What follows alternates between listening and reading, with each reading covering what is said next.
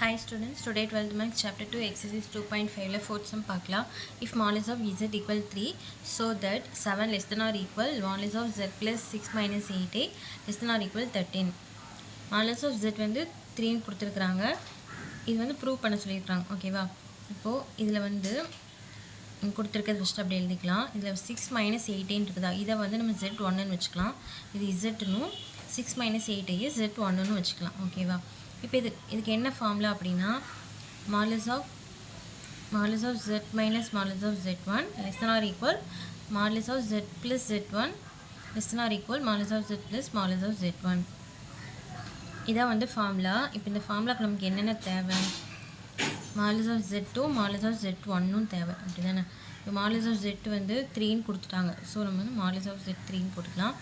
modulus of z1 வந்து நம்ம கண்டுபிடிச்சிக்கலாம். z1 என்னன்னு வச்சுருந்தோம், 6 மைனஸ் 8ன்னு வச்சுருந்தோமா, இதுலேருந்து modulus of z1 கண்டுபிடிக்கலாம். modulus of z1க்கு என்ன பண்ணுவோம்? இப்போ என்னோட ஸ்டெப் எழுதலை. modulus of z1னா modulus of 6 மைனஸ் 8ன்னு எழுதுமா. இப்போ இதுக்கு எப்படி modulus கண்டுபிடிப்போம்?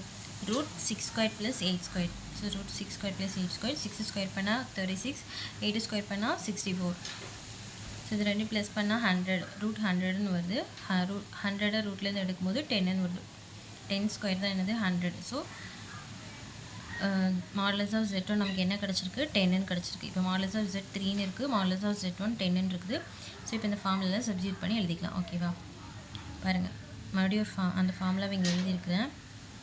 இப்போ இந்த ஃபார்முலாவில் இந்த modulus of z3னும் modulus of z1 10னும் சப்ஸ்டிட்யூட் பண்ணிக்கலாம்.